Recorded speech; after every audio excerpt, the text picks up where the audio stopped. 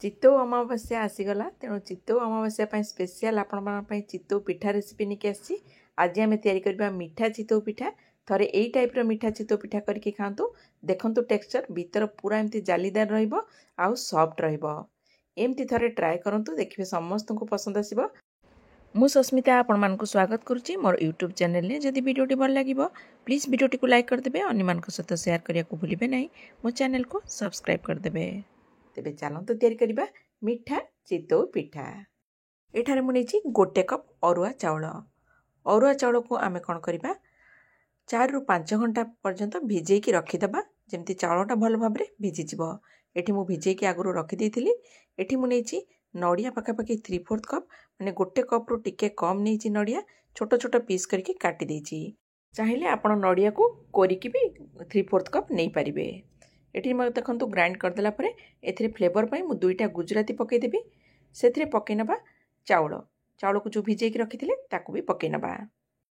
चाउल को पकेला परे मु एठी पकई नेबी आधा कप क्षीर नॉर्मल क्षीर भी दे परिबे कंचा क्षीर भी दे परिबे। क्षीर को गरम करके ठंडा करके नेबे किबा कंचा क्षीर भी नै परिबे। ताकू भलो भाबरे चिकन करके ब्लेंड करनबा। ग्राइंड कला परे देखिए जदि भल भाव ग्राइंड होनी कहीं क्षीर अमाउंट कम लगुच आउ टिके क्षीर किंबा पानी एथे ऐड करि परिबे। मुठी आउ आधा कप पाखापाखि पानी आउ ऐड करथिली चाहिले क्षीर भी ऐड करि पारंती। ताकू गोटे जगह को आमे काढी नबा। काढिला परे से जगह को धोई देबा जो जगह रे मु ब्लेंड करिथिली सेथिरे आउ आधा कप पानी मुठी ऐड कर नउची ताकू भल भाव धोई की ए जगह रे पके नबा। जो साइड साइड रे लागि छि सेटा भी भल भाव धोई हे जिवो। पानीटा ऐड कला परे मु भल भाव आउ थे गोले दूची देखो एमती गोले दबा गोले देकी आपको गोटे साइड रे रखिदबा।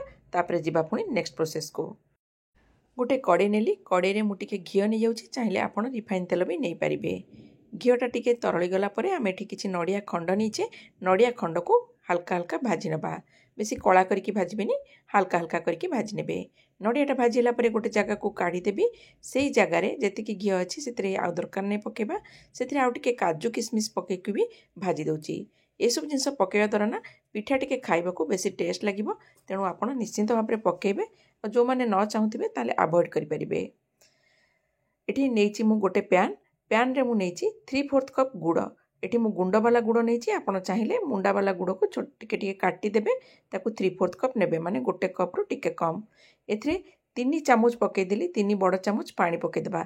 बेसी पानी पकेबेनी खाली गुड़टा को हमको मेल्ट करिवार अछि फुटेबार नाही खाली जेमती गुड़टा पानी रे भल भाबरे मिसी जिवो सेति पई आमे एठी 3 चामच पानी देइचे बेसी पानी दबानी। भल भाबरे एना मिक्स कला परे गुड़टा जेमती पानी संगे मिसी जिवो तापरे एमे गुड़ पानीटा को नेकी पिठोरे पकेबा। देखंतु बढ़िया भाबरे मेल्ट हे गलानी एमती गोटे छणा नै जिबा छाणी की पकेबा काहेकि ना गुड़ रे इम्प्यूरिटी थाए जहाँ थिबो सेटा बाहरी जिवो नले पिठोरे आसिले खाइबा को टेस्ट लागिबनी। गरम गुड़ पानीटा पकेला परे आमे भल भाबरे प्रथम आगे गोळेई देबा नहले पिठोटा मुंडा मुंडा हे जिवो तेणु बढ़िया भाबरे आगे भल भाबरे फेंटी दियंतु। एंदी फेंटे दिकी गुड़ पानीटा को बढ़िया भाबरे मु मिक्स कर देली। तापरे एथिरे आमे अलगा जिंस ऐड करिबा। एथिरे पके नबा स्वाद हिसाब रे लूण पके नबा सेथिरे पाखापाखि गोटे चामच पके देली गोलमरीच गुंड पान मोहरी गोटे चामच काजू किशमिश को भाजिक रखिथिले ताकू भी पके देबा नडिया खंड को जो भाजिक रखिथिले ताकू भी पके नबा। सेथिरे पके देबा टिके नरम होबा पई पिठा को 1/4 टीस्पून खाइबा सोडा जोटा कि बेकिंग सोडा पकेला परे भल भाबरे गोळेई दियंतु। जदि गोटे जगह रे रही जिवो ना पिठाटा ठीक रे फुलिबनी तेणु बढ़िया भाबरे गोळेई देबा जेमती सब जिंस बढ़िया भाबरे मिसी जिवो। मिसी गला परे आमे सांगे सांग पिठा तैयारी करबा। कड़े जोटा नेबे पिठा तैयारी करिया को मोटा कड़े नेबे पतला कड़े नेबेनी सेथिरे मु तेल पके देली तेल भल भाबरे गरम होला परे आमे पिठोरु एठु 2 डंकी किबा 3 डंकी पके नबा। पिठोटा को गोळे दोथबे नले नडिया काजू गुरा तळे बसी जिवो जेतल पकेबे गोळे की पकेबे। एठु मु 3 डंकी पके नउची पकेला परे आमे गैस रो फ्लेम को पूरा स्लो कर दबा। मने रखिबे बिल्कुल मीडियम किबा हाई रखिबेनी पूरा सिम कर देबे ताकू कवर कर दबा। गैस रो फ्लेम को पूरा सिम कर दबा।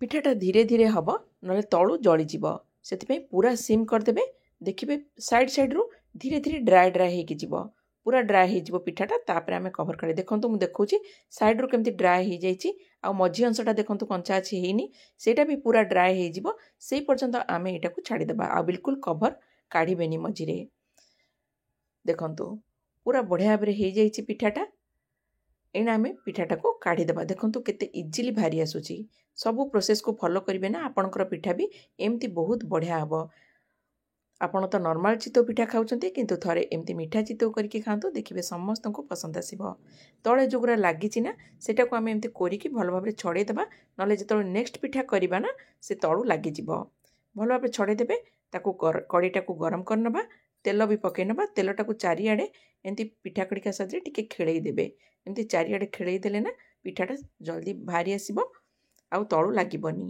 आउ कड़ीटा को गरम करिबा गरम हैला परे आमे एथुर सेमती सेई प्रोसेस रे 3 डंकी किंबा 2 डंकी आपनक हिसाब रे आपन पकई पारंती मोटी पाखा पके 3 डंकी नेछि एटा को कवर कर देबी गैस रो फ्लेम को पूरा सिम कर देबी एई प्रोसेस रे आपन माने चितो पिठा करिकी निश्चिंत ट्राई करंतु देखिबे जहा को भी खाया को देबे ना निश्चिंत पसंद आसीबो एटा भी हे गलानी एटा को भी काढ़ी दउची देखंतु केते इजीली भारी जाउची देखंतु तळु बिल्कुल लागिबोनी एई प्रोसेस रे करंतु आपन थरे ट्राई एई प्रोसेस रे मु सबु पिठा को करि दउची तेबे आज वीडियो टी आपण को केमती लागला जदि भल लागला प्लीज वीडियो टी को लाइक कर देबे अन्य मान सहित शेयर करिया को भूलिबे नाही तेबे रहुची पुणी देखा हबो गोटे नुआ वीडियो रे जय जगन्नाथ।